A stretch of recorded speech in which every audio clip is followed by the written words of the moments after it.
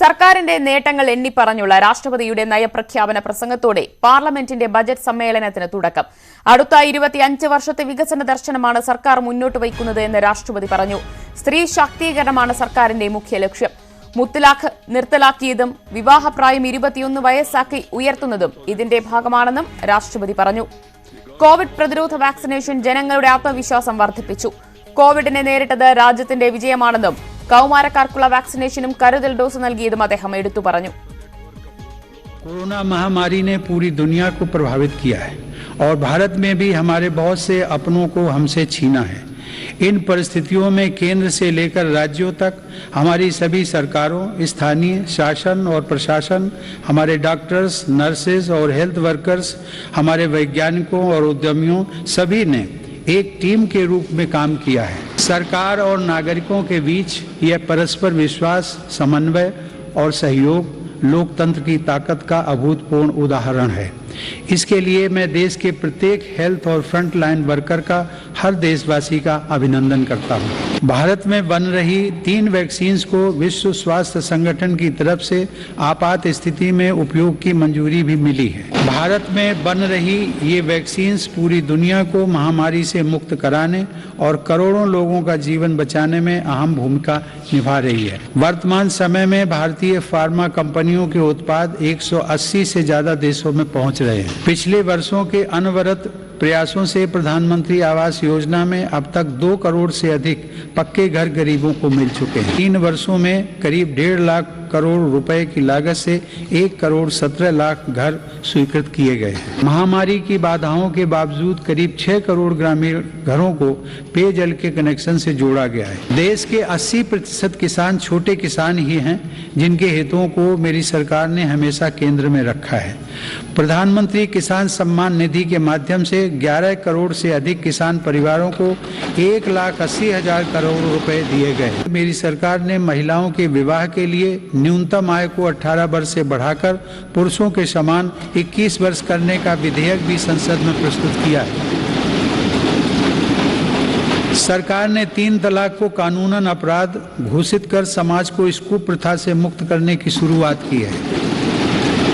मुस्लिम महिलाओं पर केवल मेहरम के साथ ही हज यात्रा करने जैसे प्रतिबंधों को भी हटाया गया है। भारत 5G मोबाइल कनेक्टिविटी पर भी तेजी से काम कर रहा है। भारत एक बार फिर विश्व की सर्वाधिक तेजी से विकसित हो रही अर्थव्यवस्थाओं में से एक बन गया है। രാജ്യത്തിന്റെ സാമ്പത്തിക വികസനത്തിന് ബജറ്റ് സമ്മേളനം നിർണായകമെന്ന് സമ്മേളനത്തിന് മുന്നോടിയായി പ്രധാനമന്ത്രി നരേന്ദ്രമോദി പറഞ്ഞു. लेकिन हम सदन में ये बजट सत्र एक प्रकार से पूरे वर्ष भर का खाका खींचता है और इसलिए बहुत महत्वपूर्ण होता है। हम पूरी प्रतिबद्धता के साथ इस बजट सत्र को जितना ज़्यादा फलदायी बनाएंगे, आने वाला पूरा वर्ष हमें नई आर्थिक ऊंचाइयों पर ले जाने के लिए भी एक बहुत बड़ा अवसर बनेगा। मुक्त चर्चा हो, मननीय चर्चा हो, मानवीय संवेदनाओं से भरी हुई चर्चा हो,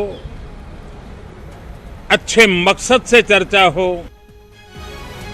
രാഷ്ട്രപതിയുടെ പ്രസംഗത്തിനിടെ പെഗസസ് വിഷയമുയർത്തി പ്രതിപക്ഷം പ്രതിഷേധിച്ചു. നാളെയാണ് നിർമ്മലാ സീതാരാമൻ ബജറ്റ് അവതരിപ്പിക്കുക. സാമ്പത്തിക സർവേ അല്പസമയത്തിനകം പുറത്തുവരും. KP അഭിലാഷ് വിശദാംശങ്ങളുമായി ചേരുകയാണ്. അഭിലാഷ്, ഇന്ന് ഇപ്പോൾ അല്പസമയം മുൻപ് നയപ്രഖ്യാപന പ്രസംഗം പൂർത്തിയായിരിക്കുന്നു. പ്രധാനമായും എന്തൊക്കെ കാര്യങ്ങൾക്ക് ഊന്നൽ നൽകിയാണ് രാഷ്ട്രപതി നയപ്രഖ്യാപന പ്രസംഗം നടത്തിയത്? എന്താണ് വിശദാംശങ്ങൾ?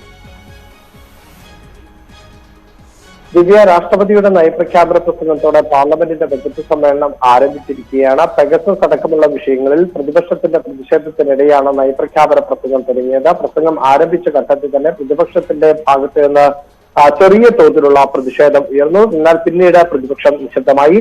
കോവിഡ് കാലത്ത് ആരും പട്ടിണി കിടക്കേണ്ടി വന്നില്ല എന്നത് വലിയ നേട്ടമായി ഉയർത്തിക്കാണിച്ചുകൊണ്ടാണ് പ്രസംഗം ആരംഭിച്ചത്. കോവിഡ് മുന്നണി പോരാളികൾക്ക് അഭിവാദ്യം അർപ്പിച്ചുകൊണ്ടായിരുന്നു നയപ്രഖ്യാപന പ്രസംഗത്തിന്റെ തുടക്കം. അടുത്ത 25 വർഷത്തേക്കുള്ള വികസന കാഴ്ചപ്പാടാണ് സർക്കാർ ലക്ഷ്യമിടുന്നത് എന്ന നയപ്രഖ്യാപന പ്രസംഗത്തിൽ രാഷ്ട്രപതി രാംനാഥ് കോവിന്ദ് വ്യക്തമാക്കി. അംബേദ്കറുടെ തുല്യതാ നയമാണ് സർക്കാരിന്റേത് എന്ന് നയപ്രഖ്യാപന പ്രസംഗത്തിലൂടെ പറയുകയുണ്ടായി. ലോകത്തെ ഏറ്റവും വലിയ ഭക്ഷ്യധാന്യ വിതരണ പദ്ധതി ഇന്ത്യയിൽ നടപ്പിലാക്കി എന്നാണ് കേന്ദ്ര സർക്കാർ അവകാശപ്പെടുന്നത്.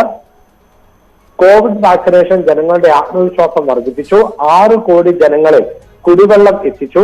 44 കോടി ജനങ്ങളെ ബാങ്കിംഗ് ശൃംഖലയുമായി ബന്ധിപ്പിച്ചു. കാർഷിക മേഖലയിൽ മികച്ച ഉൽപാദനം ലക്ഷ്യമിട്ടുകൊണ്ട് പദ്ധതികൾ നടപ്പിലാക്കി. കയറ്റുമതിയിലും വർധനവ് ഉണ്ടായിട്ടുണ്ട്. പാവപ്പെട്ടവർക്ക് 2 കോടി വീടുകൾ വെച്ച് നൽകി. ചെറുകിട കർഷകരുടെ ക്ഷേമം ഉറപ്പാക്കി. നദീ സംയോജന പദ്ധതിയുമായി സർക്കാർ മുന്നോട്ട് പോവുകയാണ് എന്നും നയപ്രഖ്യാപനത്തിൽ വ്യക്തമാക്കിയിട്ടുണ്ട്. മുത്തലാഖ് നിരോധനം സ്ത്രീ ശാക്തീകരണത്തിന് സഹായിച്ചു എന്ന് പ്രതിപാദിച്ചു. മുസ്ലിം സ്ത്രീകൾക്ക് ഹജ്ജ് യാത്ര ഉറപ്പാക്കി. സ്ത്രീ ശാക്തീകരണം സർക്കാരിന്റെ ലക്ഷ്യമാണ് എന്ന് പറയുന്ന ഘട്ടത്തിൽ തന്നെ സ്ത്രീകളുടെ വിവാഹപ്രായം ഉയർത്തുന്നതുമായി ബന്ധപ്പെട്ട കാര്യവും നയപ്രഖ്യാപന പ്രസംഗത്തെ പരാമർശിച്ചു പോയി. രാജ്യത്തിന്റെ സ്വാശ്രയത്തിനാണ് മുഖ്യ പരിഗണന എന്ന് നയപ്രഖ്യാപന പ്രസംഗത്തിൽ ഊന്നി പറയുന്നുണ്ട്. രാജ്യത്ത് ഉൽപാദനം വർദ്ധിപ്പിച്ച് രാജ്യത്ത് തന്നെ ഉപയോഗവും വർദ്ധിപ്പിക്കുക എന്നുള്ളതാണ് രാജ്യം ലക്ഷ്യം വെക്കുന്നത്. വിദേശ ഉൽപ്പന്നങ്ങളെ അടക്കം മാറ്റി നിർത്തുക എന്നതിന് കൂടുതൽ പരിഗണന നൽകും. ഇന്ത്യ അതിവേഗം വളരുന്ന സാമ്പത്തിക ശക്തിയാണ് എന്നാണ് കേന്ദ്ര സർക്കാർ അവകാശപ്പെടുന്നത്. 60,000-ഓളം സ്റ്റാർട്ടപ്പുകൾ ആണ് ആരംഭിച്ചിട്ടുള്ളത് എന്നാണ് പറയുന്നത്. അതോടൊപ്പം തന്നെ 5G-യുടെ ഒരു വരവ് രാജ്യത്ത് വലിയ തോതിൽ ഉള്ള വികസന കുതിപ്പിന് വഴിയൊരുക്കും എന്നാണ് ഇപ്പോൾ നയപ്രഖ്യാപന പ്രസംഗത്തിലൂടെ സർക്കാർ വ്യക്തമാക്കിയിട്ടുള്ളത്. ശരി അഭിലാഷ, 25 വർഷത്തെ വികസന ദർശനമാണ് സർക്കാർ മുന്നോട്ട് വയ്ക്കുന്നത് എന്നാണ് രാഷ്ട്രപതി വ്യക്തമാക്കിയത്. വികസനം എന്ന് പറയുമ്പോൾ ഏതൊക്കെ മേഖലകൾ കേന്ദ്രീകരിച്ച് ഏതിനൊക്കെ പ്രാധാന്യം നൽകിയുള്ള വികസനമായിരിക്കും എന്നാണ് അദ്ദേഹം സൂചിപ്പിച്ചത്?